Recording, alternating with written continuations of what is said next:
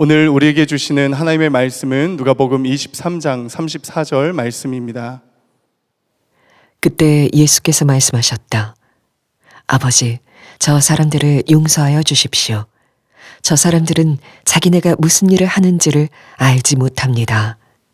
그들은 제비를 뽑아서 예수의 옷을 나누어 가졌다.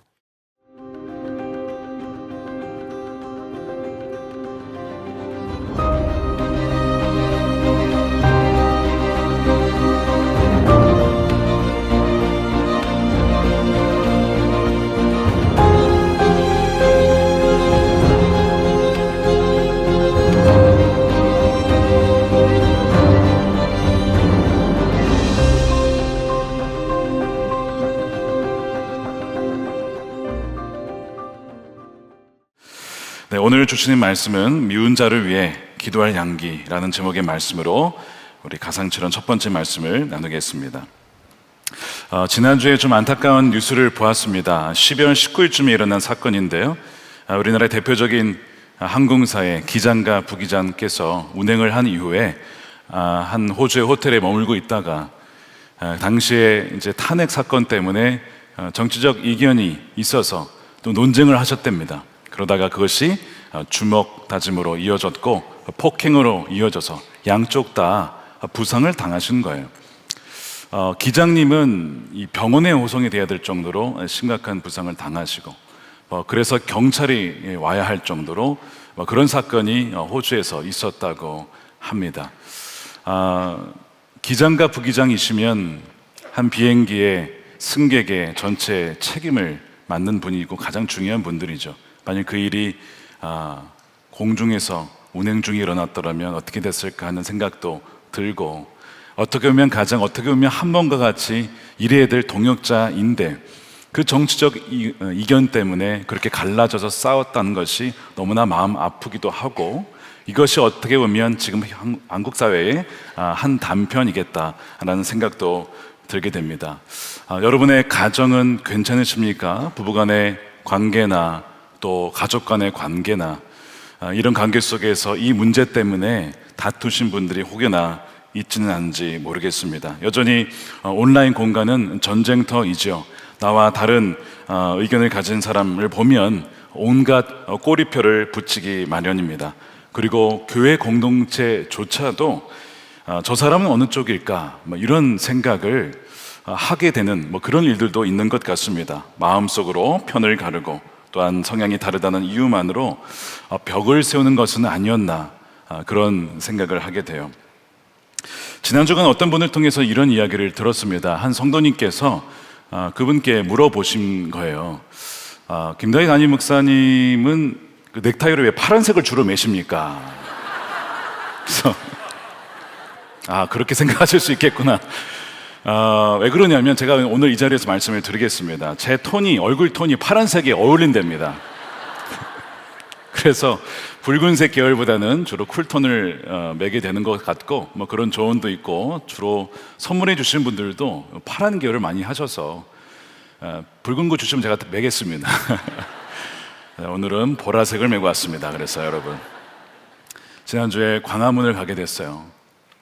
목사님 어디 가세요? 광화문 갑니다. 광화문은 왜 가십니까? 아니, 광화문도 못 갑니까? 목사님 광화문 가시면 저도 태극기 들고 가겠습니다. 이렇게 농담 삼아 얘기하시는 한 목사님을 보았습니다. 파란색, 빨간색, 광화문, 여의도, 우리가 알고 있었던 그 지명은 더 이상 그 지명이 아니라 이제는 어떤 정치적인 특정 색깔을 나타내는 상징이 되고 말았죠. 우리는 참 본성적으로 내 편과 남편은 원래 그 뜻은 아닌데 내 편과 남의 편, 우리 편, 저들의 편 이렇게 나누는 성향이 있는 것 같습니다. 여호수아 5장에 보면 전쟁 중이었죠. 여리고 성을 점령하기 이전이었습니다. 자신의 앞을 가로막는 한 사람이 있었어요. 칼을 빼들고 서 있으니까 문득 이 적일 수도 있겠다 물어본 거죠. 너는 우리 편이냐 아니면 원수의 편이냐? 여호수아는 군인입니다. 당연히 피하 식별, 아군과 적군을 구별하는 것이 군인으로서의 기본이죠.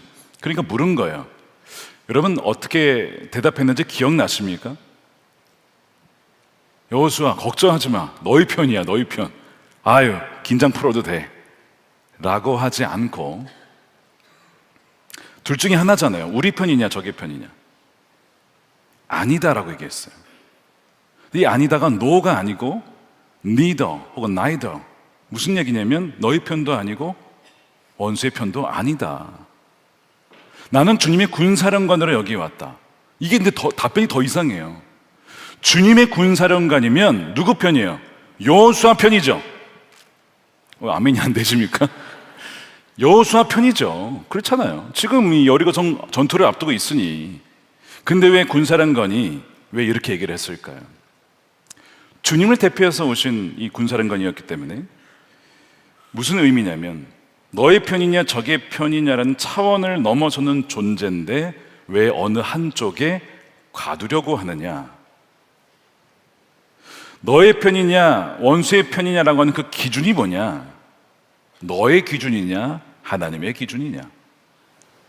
중요한 것은 너가 하나님 앞에 엎드려 경외하고 그분을 두려워할 줄 아는 것이 중요한 것이다. 너의 신을 벗어라. 여호수아가 신을 벗고 그 앞에 경배합니다. 여러분 이 장면 잘 기억해 두십시오. 우리는 너무나 쉽게 너의 편, 우리 편, 그들과 우리를 가르는 경향이 우리 안에 있습니다. 근데 주님은 사실 온 우주 만물의 창조주시고 통치자시고 기독교와 이슬람으로 우리가 이렇게 갈라져 있지만 그 이슬람조차도 돌아와야 될 하나님의 백성이라는 것을 우리는 잊어서는 안 된다는 것입니다. 아직 번역은 안 됐는데 흥미로운 책을 하나 소개하겠습니다. 번역하면 이런 뜻입니다. 우리의 교회, 그들의 교회. The Church of Us versus Them. 우리의 교회, 그들의 교회. 그러면서 부제가 정만들이에 집착하는 신앙으로부터의 자유. 번역이 됐으면 좋겠는데 아직 번역은 내지 않았어요. 데이브 피치라고 하는 신학교 교수님이시고 시카고의 한 교회 담임 목사이십니다. 이분이 이 책에서 주장하는 것은 이런 거예요. 기독교 역사를 가만 보게 되니까 기독교 전통 안에 역사 속에 적을 만드는 경향이 있다는 겁니다. 물론 진리 전쟁을 위해서, 예를 들면 종교개혁을 위해서 카톨릭에서 나올 때에 찬양하면서 말씀으로 그렇게 이제 싸웠던 적이 있잖아요. 감리교도 성공해서 나올 때에 비록 나오려고 한 것은 아니었지만 그러나 하다 보니까 성공해서 나오게 됐죠. 뭐 그런 역사들을 보면서 이 아군과 적군을 구분하고 심지어 더 나아가서 적대감을 조성해서 어떤 그룹을 번성시키려고 하는 습성이 있다는 것을 교회 역사 속에서 발견하고 그걸 지적을 합니다. 그러다 보니까 이런 폐해가 있는 거죠. 안 믿는 사람들이 바깥에서 교회를 볼 때에 기대하는 것은 이런 거죠. 사랑과 용서와 화해와 평화를 기대하는데 종종 너무나 자주 갈등, 분노, 분열, 증오를 더 자주 보게 되는 것 같다라는 너무 뼈아픈 지적을 하고 있습니다. 그러면서 이런 글을 남기셨어요. 적이라고 하는 단어, enemy라고 하는 것은 우리가 동의하지 않는 사람들을 타자화하는 세상의 방식이라는 거예요. 근데 어느덧 교회가 그걸 이용하고 있는 것이 아니냐는 거죠. 이것이 적대감의 정의, definition입니다. 누군가를 타자로 만들므로써 적을 만드는 겁니다. 이것은 우리가 항상 어느 쪽에 편을 들도록 강요받는 이 사회의 역학이기도 합니다. 우리의 기쁨과 슬픔은 우리가 가진 입장, 우리가 어느 입장에 서 있는 자, 거기에 승리 여부에 따라 형성된다는 거예요. 때로는 기쁘기도 하고 슬프기도 하고 그 근거가 거기에서 온다는 거죠. 안타까운 현실입니다. 그러나 하나님은 하나님을 떠난 이 세상의 특징, 분노, 적대감, 폭력을 통해서는 그분의 사명을 수행하실 수 없다는 거예요. 그렇게 폭력을, 미움을, 분노를 통해서는 하나님의 나라를 이룰 수 없다. 교회가 세상에서 그리스도의 역사를 위한 새로운 공간, 우리도 아니고 그들도 아닌 그 적을 넘어서는 그 공간을 열려면 그분의 성령, 하나님의 영을 통해 그분의 임재를 통해서 그렇게 할 수 있다는 거예요. 우리 사람으로는 안 된다는 거죠. 그러면 우리는 먼저 우리 자신 안에 있는 이 적대감이 무엇인지 그를 다루어야, 그래야 세상의 평화의 도구로 쓰임받을 수 있다는 겁니다. 너무나 날카로운 지적이에요. 모든 내용에 다 동의하진 않겠지만 맞는 이야기들이 참 많이 있습니다. 말씀드린 것처럼 여러분, 우리 진리라고 하는 것은 어쩔 수 없이 전쟁을 수반합니다. 진리는 배타적이기 때문에 이것이 말하면 이것은 틀린 그런 전쟁을 치르게 되어 있어요. 하나님께서 남자와 여자로 지으신 것이지 그 애매한 중간이 없다라고 하는 그것부터 예수님이 오히려 유일한 길이요 진리요 생명이라고 하는 것을 우리가 말할 때는 다른 길은 없다는 거잖아요. 이런 배타성을 갖고 있기 때문에 진리 전쟁을 우리가 치러야 돼요. 그런데 이 영적 전쟁, 진리 전쟁은 혈과 육에 대한 것이 아니기 때문에 그러는 가운데 사람을 미워하게 된다거나 사람을 증오하게 된다면 그것이야말로 마귀가 원하는 겁니다. 마귀는 그렇게 미워하게 만들고 분열시키기로 만들어서 우리를 힘들게 만들고 결국 멸망시키도록 하는 것이 마귀의 괴계인 것이죠. 예수님을 죽이려고 했던, 그리고 죽이려고 외쳤던 군중들이 사로잡혀 있던 것이 바로 이 적대감이었습니다. 분명히 호산나 다윗의 자손이여 어서 오소서 그렇게 찬양했던 이들이 며칠 만에 바뀌어서 이제는 예수님을 죽이라고 하는 분노에 우리가 속았다, 저놈은 죽여야 돼, 어떻게 그럴 수 있는가, 이것이 사람의 군중 심리라고 하는 거죠. 왜 이런 일이 벌어질까요? 왜 우리는 용납하지 못하고 이견 차이를 서로 대화로 풀지 못하는 것일까요? 가장 큰 이유 중에 하나는 우리 안에 있는 뿌리 깊은 의입니다. 반대로 얘기하면 우리 안에 겸손이 없이 교만함으로 나는 옳고 저 사람은 틀렸다라고 하는 그 지나친 확신이 바로 이런 문제를 가져와요. 그래서 나는 논리적이고 나는 옳은데 저 사람은 비논리적이고 저 사람은 틀렸으니 대화할 필요도 없다라고 모든 이 대화를 차단해 버리는 경향이 우리 안에 있다는 거죠. 근데 참 안타깝게 마태복음 7장에 보면 예수님께서 우리의 성향을 잘 얘기해 주셨어요. 우리는 남의 눈 안에 있는 티는 잘 보지만 정작 우리 안에 있는 커다란 들보는 보지 못하고 남의 티만 찾아내면서 정죄하는 성향이 우리 인간의 본성이 있다는 거예요. 그러다 보니 용서해라 라고 하면 이거는 용서는 이거 타협 아닙니까? 이거는 악과 타협하려는 비겁한 요구 아닙니까? 이거는 용서는 너무 나약합니다. 너무나 이상적인 거고 이거는 너무 낭만적입니다. 현실에서 맞지 않는 거예요. 이렇게 생각하는 경향도 있어요. 그러다 보니 이런 차이를 하나 되게 하는 일이 너무나 어려운 것이죠.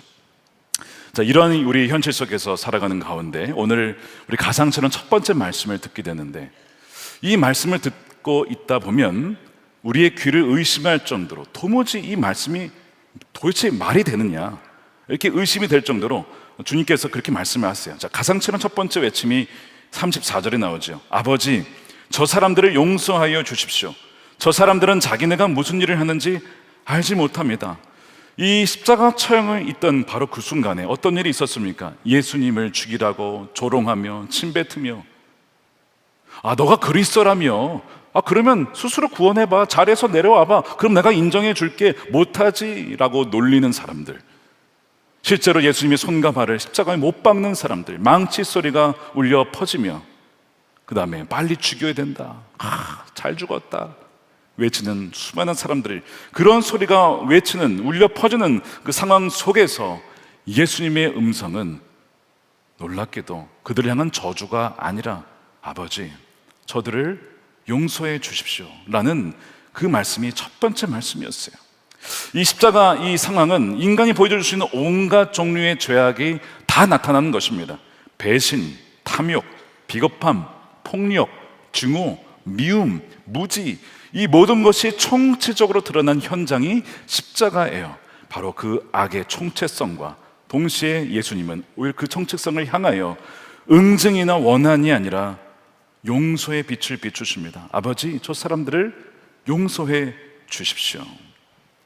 여러분, 이 저 사람들은 단지 2000년 전에 살았던 그 유대 사람들, 로마 사람들, 대제사장을 가리키는 것이 아닙니다.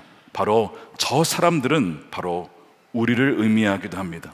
우리도 탐욕스럽고 우리도 거짓말하고 우리도 미워하고 우리도 편을 가르고 우리도 자기 확신에 차서 이것이 옳은 일이야 라고 외치는 자기 의에 가득 찬 위선적인 모습이 있기 때문에 그렇습니다. 그러니까 그들이나 우리나 별로 차이가 없다는 거죠. 성경은 모든 사람에게 이렇게 선포합니다. 의인은 없고 하나도 없다. 아니, 단 하나는 있지 않을까요? 80억 인구에 90억 인구에 단 한 명이 있지 않을까요? 여러분, 단 한 명도 없다는 거예요. 모든 인간은 근본적으로 하나님의 영광에서 벗어난 타락한 존재라는 거죠. 로마서 3장 10절에 성경에 이렇게 기록되어 있습니다.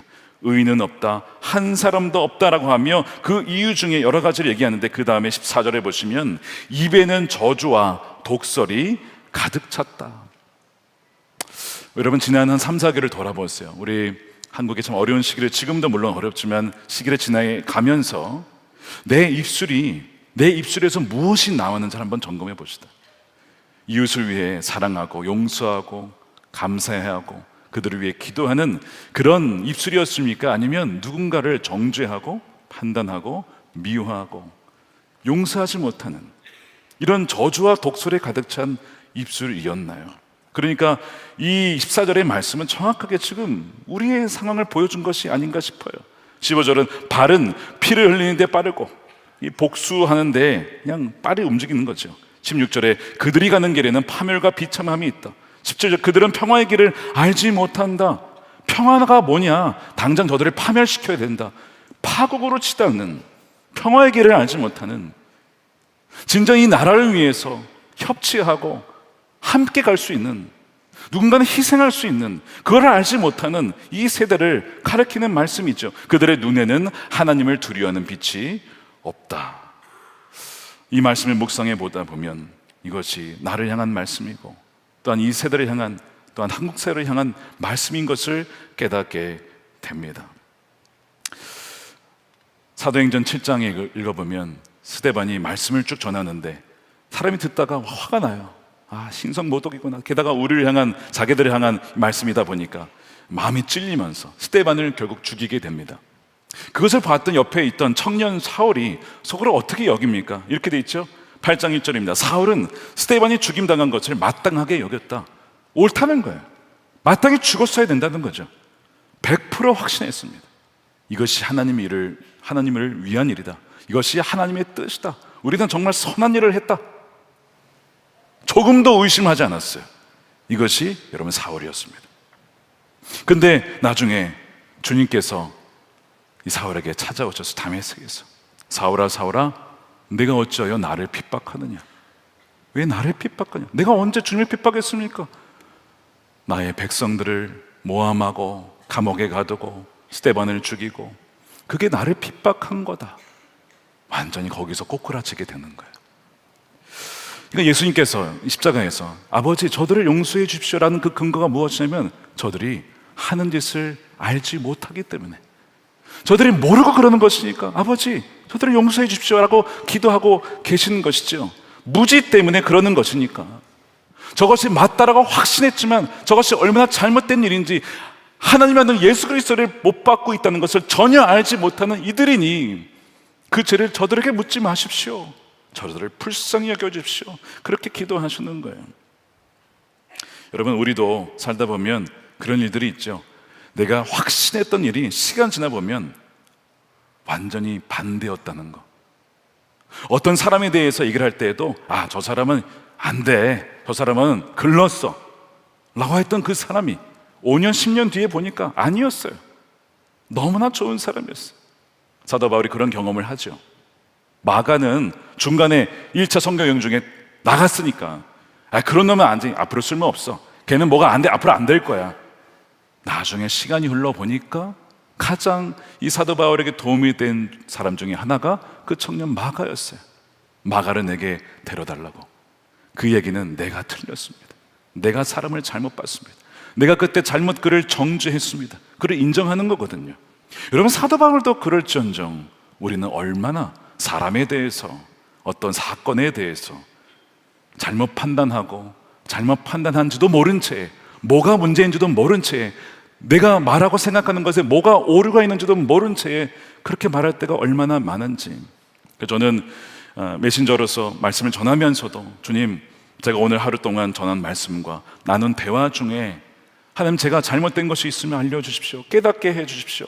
일기를 쓰면서 말씀을 묵상하면서 또한 주위의 사랑하는 이들을 통해서 듣곤 합니다. 그때 내가 그런 말을 했어, 내가 그렇게 얘기했다고 깜짝깜짝 놀랄 때가 있어요.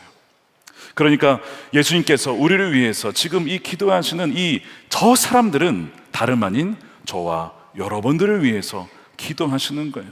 저들이 저렇게 하는 것은 몰라서 하는 것입니다. 아버지, 불쌍히 여겨 주십시오라고 중보 기도하신 것인데, 우리가 그 주님의 기도를 받았기 때문에 긍휼함을 받고 자비함을 받아 복음을 들어 하나님의 자녀가 된 것이죠. 그런 점에서 오늘 이 십자가의 이 주님의 가상처럼 첫 번째 말씀은 예수님을 죽인 것이 우리구나 라고 하는 통렬한 아픔과 동시에, 그러나 그런 우리들을 위해서 주님께서 기도해 주셨기 때문에 우리가 주님의 자녀가 될 수 있었다는 그 놀라운 은혜를 보게 되는 거예요. 예수님은 저와 여러분의 중보자가 되어주시고 대언자가 되어주신 거예요. 얼마나 감사합니까? 요한일서 2장 1절 보십시오. 나의 자녀들아, 내가 이것을 너희에게 쓰면 너희로 죄를 범하지 않게 하려 함이라. 만일 누가 죄를 범해도, 여러분, 나는 죄에 안 짓는다 한번 손들어 보세요. 없어요. 누가 만일 죄를 범해도, 그러나 아버지 앞에서 우리에게 대언자, 변호자가 있으니 곧 의로우신 예수 그리스도시라. 지금 십자가에서 예수님께서 하신 것이 바로 그겁니다. 그런 악랄한 저와 여러분을 위해서 주님께서는 아버지께 나아가 중보자가 되어주셨어. 몰라서 그런 겁니다. 무지해서 그런 겁니다. 그러니 그들이 행한 대로 그대로 그들에게 갚지 마시고 그 죄값을 저에게 물으십시오. 대언해 주시는 주님의 놀라운 은혜, 주님의 놀라운 사랑인 거예요. 그리고 그래서 우리를 살리시고, 그러나 또한 죄값은 치러야 하니 예수님이 그 모든 저주를 받으신 것이죠. 저주받은 자마다 그 사람들만 매달린다는 나무에 매달려서 십자가의 고통, 로마 사람들은 너무나 그 십자가 고통이 저주스럽기 때문에 로마 사람들은 그렇게 처형하면 안 된다고 할 정도로 그렇게 끔찍한 처형에 예수님이 달려서 우리를 대신하여서 죽으신 거예요. 그래서 하나님의 공의와 사랑이 함께 이루어지는 것이 바로 십자가입니다. 세상에서는요, 여러분, 주로 공의가 있죠. 악한 자는 처벌받아야 돼, 용서하면 안 돼, 그들은 그냥 그대로 죄값을 받고 죽어야 돼. 이 공의는 세상에서 있어요. 근데 여러분, 공의와 사랑이 공존하는 곳이 어디에 있습니까? 바로 십자가고, 바로 그것이 교회인 것이고, 그것을 누린 자들이 바로 그리스도인들인 것이죠. 하나님의 지혜, 바로 이것이 십자가입니다. 사람을 살리면서 동시에 그 죄값을 치르게 함으로써 다시는 죄의 종노릇하지 아니하는 자로 만들기 위한 하나님의 지혜가 바로 이 십자가인 거예요. 그래서 1만 달란트 탕감을 받았다라고 비유를 하죠. 여러분, 1만 달란트 비용이 원화로 환산하면요, 지금으로 말하면 8조 원이나 됩니다. 8조 원. 제가 1부, 2부, 3부를 전했는데 놀라신 분들이 별로 없더라고요. 다 그 정도는 갖고 계신 것 같아요. 한 80조면 모를까, 8조 정도는 별로, 여러분, 어마어마한 금액이죠. 근데 단지 8조 뿐이겠습니까? 그 이상을, 그 어마어마한 이 부채를 탕감해 주신 그 하나님의 은혜가 이렇게 크다는 거예요. 이건 경이로운 하나님의 선물이에요. 왜냐하면 예수님의 피값을 주고 예수님의 생명을 내어주고 하나님은 우리를 사신 것이기 때문에, 우리를 자녀 삼아 주신 것이기 때문에 8조 원이 아니라 예수님의 값으로 사신 바가 된 자가 저와 여러분인 줄로 믿습니다. 우리가 얼마나 큰 사랑을 받았는지 몰라요. 이거는 우리가 묵상하면 묵상할수록 이 은혜를 어떻게 갚지? 주님, 이 사랑을 어떻게 우리가 표현할 수 있겠습니까? 다 갚을 수가 없는 거죠. 바다를 먹물 삼아도 이건 다 주님의 은혜를 표현할 수가 없는 거예요. 예수님께서 십자가에서 자신을 향해서 침뱉고 조롱하고 모욕하는 자들을 향하여 증오나 원한으로 복수하지 않고 그들을 위해서 오히려 기도하셨어요. 예수님은 미운 자나 그들을 적으로, 어떤 원수로 그렇게 규정하지 않고 적대감을 품지 않으셨어요. 마찬가지로 우리가 정말 그 예수님의 십자가의 그 은혜를 누리고, 우리가 정말 믿고, 우리가 정말 그런 1만 달란트 탕감받은 자라고 믿는다면 우리에게 죄를 짓고 우리에게 해를 가한 자들을 위해서도 우리도 그들을 위해 예수님처럼 기도할 수 있어야죠. 주님, 용서해 주십시오. 알지 못하여 그런 것입니다. 저들을 불쌍히 여겨주십시오. 주님께서 나를 불쌍히 여겨주셔서 용서해 주시고 자녀 삼아 주신 것처럼 저들도 용서해 주십시오. 그것이 마땅한 것입니다. 유대 전승 미드라시에 보면 이런 이야기가 있다고 합니다. 출애굽기에 보면 홍해를 갈라서 하나님께서 이스라엘 백성들을 건너게 하셨어요. 그리고 이제 이 이집트 애굽 군대가 쫓아오잖아요. 근데 이 바다가 다시 원래대로 돌아오면서 죽게 됩니다. 백성들은 환호하죠. 와, 하나님 우리를 구원해 주셨다. 천사들이 그때 같이 함께하면서 기뻐했다는 거예요. 근데 이제 유대 전승 이 미드라시에 보면 이런 얘기가 나온답니다. 하나님께서 천사들에게 이런 얘기를 하셨다는 거예요. 이스라엘 백성들이 그들의 원수로 여겨지는 애굽 사람들이 죽었을 때 기뻐하는 것은 이해가 된다. 그러나 너희는 달라야 되지 않겠냐? 이집트인들도 애굽 사람들도 나의 피조물이 아니더냐? 나도 그들을 사랑하지 않더냐? 그런데 우상을 숭배하다가 그렇게 비극적인 운명을 맞이하는 그들을 향한 나의 슬픔을 너희는 느껴야 되지 않겠느냐? 이런 이야기가 있다는 거예요. 실제로 여러분, 이집트나 중동, 이런 시리아, 이슬람 지역에서 사역하시는 분들이 약속의 말씀으로 붙잡는 구절이 있습니다. 그게 이사야 19장 25절이에요. 이렇게 되어 있습니다. 만군의 주님께서 이 세 나라에 복을 주며 이르시기를 나의 백성 이집트야, 나의 손으로 지은 아수르, 나의 소유 이스라엘아, 복을 받아라 하실 것이다. 이것이 약속의 말씀이에요. 그들을 향해서 우리는요, 야, 이 애국상 나쁜 사람들이지, 아수르, 그 요나가 그렇게 싫어했던 아수르, 이렇게 적으로 규정하고 있는 이들을 향해 주님은 나의 피조물이고 나의 백성이고 나의 돌아와야 될 백성들이다 라고 오히려 복을 받아라고 약속하셨다는 거예요. 여러분, 지금 누구를 미워하십니까? 누구를 용서하지 못하고 계십니까? 하나님께서 뭐라고 하실까요? 그들이 알지 못해서 그렇다. 그들도 내가 지은 거고 그들도 나에게 돌아와야 될 나의 백성이다라고 말씀하시지 않겠습니까? 그러나 사실 우리 십자가가 믿어지지 않으면 용서가 어렵습니다. 거의 불가능하죠. 하지만 누군가를 용서하지 않고 우리가 마음에 이 미움의 마음을 품고 있으면요, 사실 독약을 품고 있는 것과 같습니다. 앤 라머트라는 작가가 이런 얘기를 했어요. 잘 들어보세요. 용서하지 않는 것은 쥐약을 자신이 먹고 쥐가 죽기를 기다리는 것과 같다. 기가 막히죠. 용서하지 않는 것은 쥐약을 내가 먹고 쥐가 죽기를, 쥐가 왜 죽겠습니까? 용서하지는 않은 자가 먼저 그 원한 때문에 먼저 죽는 거예요. 그러니까 여러분, 이 용서한다는 것은 누구를 위한 겁니까? 우리 자신을 위한 거예요. 우리에게 용서하라고 하신 것은, 미운 자를 위해서 기도하라고 하신 것은 누구를 위해 하신 거예요? 사실상 우리를 위해 하신 거예요. 너가 살아야 된다. 그 원망과 저주에서 더 이상 묶여 살지 말아라 라고 말씀하신 거예요. 오스트리아에 이런 일이 있었습니다. 10살 때 30대 중반의 남성에게 유괴를 당한 여성이 있었어요. 소녀가 있었어요. 8년간을 지하철에 감금을 당하고 일을 시키고 그런 끔찍한 일을 당했습니다. 하나님의 은혜로 탈출을 하게 되었어요. 그리고 그 유괴범은 잡혀서 공의의 값을 치르게 되었죠. 죄값을 치르게 됐습니다. 근데 사실 아무리 그랬어도 용서하지 못할 수 있잖아요. 그 사람이 미워서 내 삶의 8년을 빼앗아간 사람, 여러분 용서할 수 있겠습니까? 어려울 거예요. 근데 그 소녀가 BBC 인터뷰에서 이렇게 얘기를 했어요. 18살이 됐죠. 저는 그 사람을 용서할 수밖에 없었습니다. 그래야만 내가 그 사건과, 끔찍한 사건과 결별할 수 있기 때문입니다.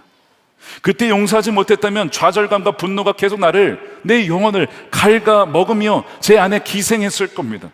지금도 그 경험이 내 속을 장악하고 있었을 겁니다. 저는 증오의 독배를 마시고 싶지 않았기에 저는 그 사람을 용서하기로 했습니다.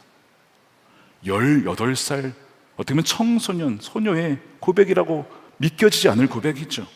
그렇게 함으로써 그녀는 완전한 자유를 누리게 된 거예요.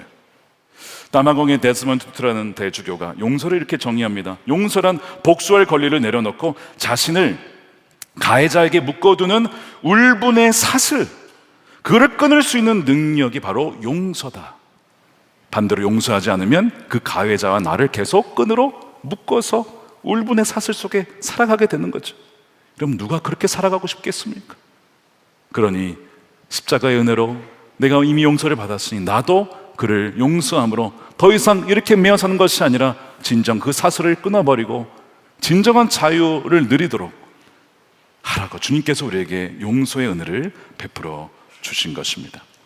여러분, 그렇게 용서할 때에 내 자신도 자유하게 되지만, 그러나 용서를 받은 그 상대방도 주님을 알게 되어주는 은혜를 누릴 수 있다는 걸 여러분 기억하셔야 됩니다. 한 가지 예를 들어드릴게요. 마치겠습니다. 리처드 범브란트 목사님, 루마니아의 공산권에 있을 때 목회자로 살아가셨던 분이에요. 원래는 이제 유대인 가정에서 태어나서 무신론자로 살았습니다. 하나님이 안 계신다고 했던 분이에요.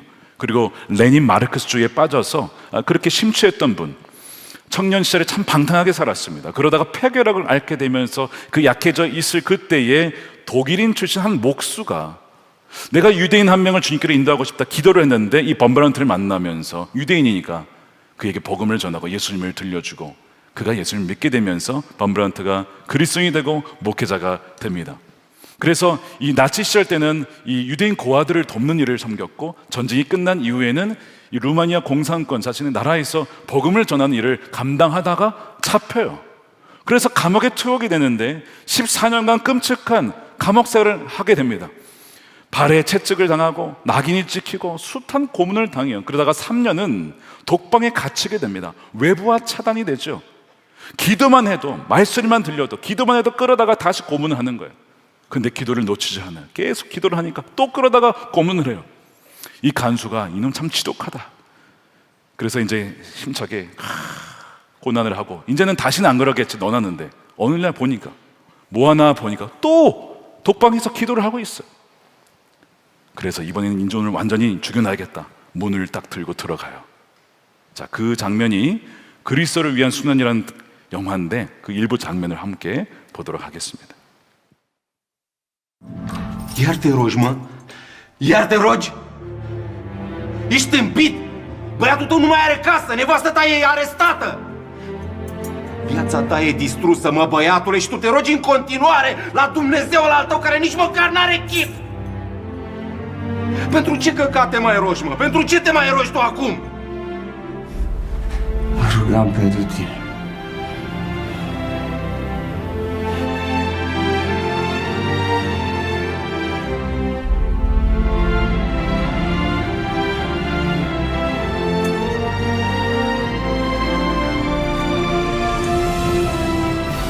I hated the sin, but never the sinner. And some we even won to Christ. 저 간수의 분노와 증오와 적개심이 느껴지십니까? 세상이 이렇게 우리에게 다가왔을 때 우리 그리스도인들은 어떻게 해야 될까요? 우리도 똑같이 갚아줘야 될까요? 똑같이 하나님께 저주하며 저를 죽여달라고 그렇게 해야 될까요? 주님은 아버지여, 저들을 용서해 주십시오. 저들이 몰라서 하는 것입니다. 자기네들이 무슨 짓을 하는지 모르기 때문에 그런 것입니다. 그렇게 기도했죠. 스데반도 그렇게 기도했고, 그리하여 하나님은 그 기도에 들으셔서 사도 바울을 회심시켜 주셨고, 예수님이 그 기도에 응답하여 주셔서 사도행전 2장에 3,000명, 예수님 못 박아 죽인 그 3,000명이 형제여, 우리가 어찌 해야 될까? 우리가 하나님의 아들을 죽였구나. 너희가 회개하고 용서를 받으라. 하루에 3,000명이 회심하여 주님께로 돌아옵니다. 어떻게 그런 일이 있었을까요? 악에 악으로 갚는 것이 아니라 악한 이들을 향하여서 오히려 그들을 위해 기도하고 용서하였을 때에 주님께서는 그를 통해 구원의 역사를 이루셨던 것입니다. 루마니아가 42년 정도의 공산권에 있었습니다. 그리고 나중에 무너지고 민주주의 국가가 되는데 이 공산주의를 이긴 것은 악의 악을 갚는 것이 아니라 오히려 그리스도의 사랑을 보여줌으로 공산주의가 무너지게 된 것입니다. 분열의 시대에 우리 교회와 그리스도인들의 역할이 바로 이것입니다. 우리가 가야 할 길이 바로 이것입니다. 세상이 알 수 없는 길, 그러나 주님 가신 길, 십자가의 길. 우리가 져야 될 십자가가 있죠. 주님께서 누구든지 자기의 십자가를 지고 나를 쫓아야 되는데 그 십자가가 무엇입니까? 바로 용서의 십자가. 미운 자를 위해서도 기도할 수 있는 그런 용서의 십자가를 지고 주님을 따를 때에 우리 대한민국의 너무나 지금 어려운 이 분열의 상황 속에 십자가의 그리스도인들을 통하여 대한민국이 하나 되어지고 더 나아가 남과 북이 하나가 되어지는 그 놀라운 연합과 통일의 역사가 일어나게 될 줄로 믿습니다. 우리 함께 이 시간 기도하겠습니다. 이 시간 기도할 때에 여러분 혹시 말씀을 듣는 가운데 떠올려진 분이 계십니까? 오랫동안 용서하지 못하고 미워했던 분들이 혹시 계시다면 우리 그분을 위해서 기도하는 시간을 가졌으면 좋겠어요. 그분들을 위해서 혹시 여러분 기도해 보셨습니까? 아니면 원망만 하셨습니까? 이 시간 우리 예수님을 닮아 예수님께서 아버지 저들을 용서해 주십시오. 자기네들이 하는 짓을 알지 못하니 주님 저들을 불쌍히 여겨 주십시오. 우리가 그렇게 용서를 받고 은혜를 누렸으니 우리도 그 십자가의 능력이 힘입어 미운 자를 위해 기도할 수 있는 용기, 바로 그 용기는 십자가를 믿는 믿음에서 오니 주님 우리도 예수님처럼 또한 스테반처럼 또한 범브란트 목사님처럼 그래야 공산주의자들도 마음이 변하여 회심하여 주님께 돌아왔던 것처럼 주님 그런 놀라운 구원의 역사를 일으켜달라고 우리 함께 통성으로 기도하겠습니다. 살아계신 아버지 하나님 감사합니다. 주님 우리 가운데 행하신 주의 놀라운 이름을 찬양합니다. 주님 우리 가운데 행하신 주의 이름을 찬양합니다. 하나님 구워 주시옵소서. 우리 가운데 행하신 주의 이름을 찬양합니다. 우리 가운데 역사해 주시고 하나님 미움과 원한이 아니라 악을 악으로 갚는 것이 아니라 눈에는 눈으로 갚는 것이 아니라 진정 우리의 사랑으로 갚을 수 있는 하나님의 귀한 백성들이 되게 하여 주시옵소서. 아버지 하나님 주여 굳은 마음들을 녹일 수 있는 것은 바로 하나님 미워하는 마음이 아니라 바로 사랑의 마음인 것을 이 시간 깨닫게 해주심에 감사합니다. 가상실현의 이 말씀이 우리 삶 가운데 새겨지게 하시고 우리의 심령 가운데 부어지게 하여 주시고 이 말씀대로 살아낼 수 있는 그 은혜를 우리 모두에게 더하여 주시옵소서. 그렇지.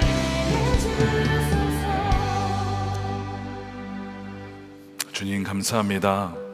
가상실현 첫 번째 말씀을 우리에게 주시니 감사합니다. 십자가에서 하나님 자신을 향하여서 침뱉고 조롱하며 또한 못 박아 죽이는 이들을 향하여 그들을 저주하지 않고 오히려 아버지께 용서해 주십시오. 자기네들이 하는 것을 알지 못합니다. 그렇게 간구하셔서 결국에는 그들이 주님께로 돌아올 수 있었던 것처럼 또한 결국에는 우리가 주님의 그 십자가의 복음을 알게 되어 주님의 자녀가 된 것처럼 주님 우리도 세상에 나아가 평화의 도구로 평화의 사도로 쓰임받게 하여 주시옵소서.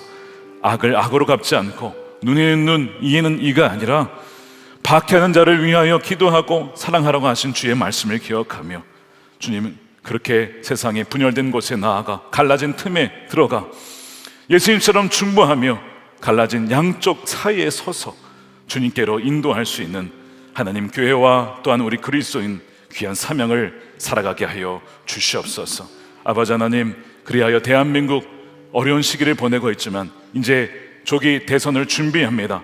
하나님을 경외하는 백성, 하나님을 경외하는 지도자를 세워주셔서 가는 곳곳마다 정치, 경제, 사회, 문화, 외교, 국방 모든 영역 속에 하나님이 다스림 가운데 통치되어지는 이 나라가 되게 하여 주시옵소서.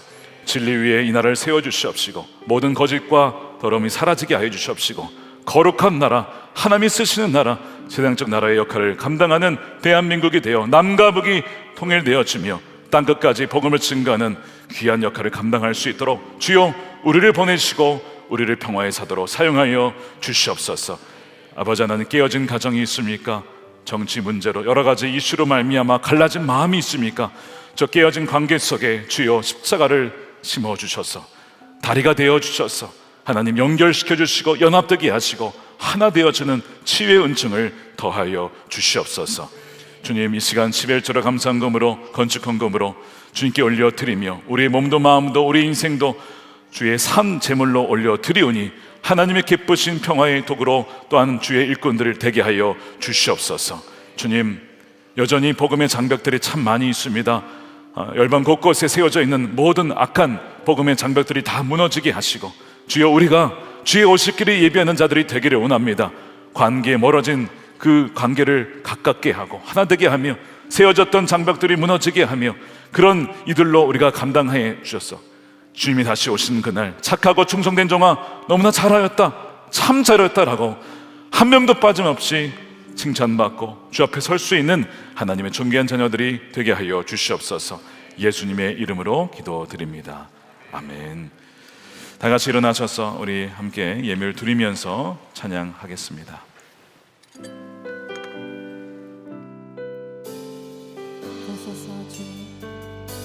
보소서 주님, 나의 마음은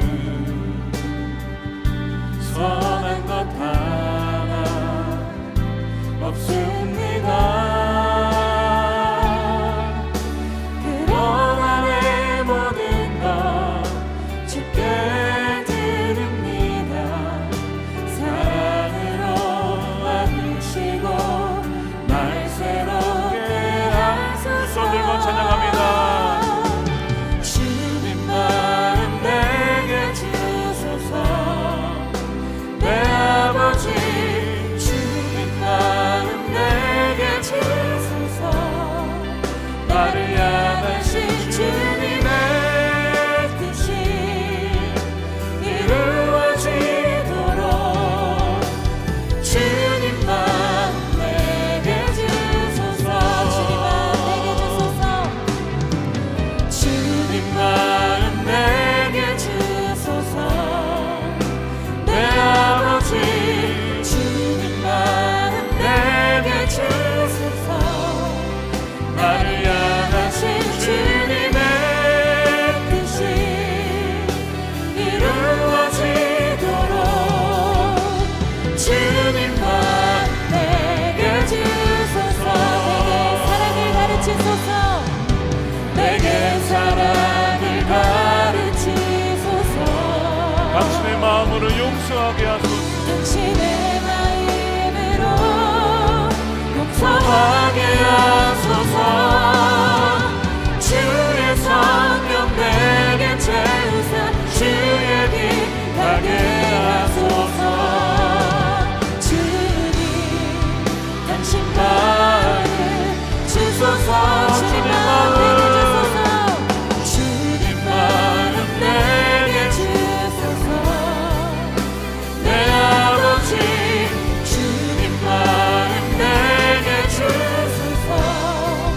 나를 향하신 주님의 뜻이 이루어지도록 주님 마음 내게 주소서. 축도하겠습니다.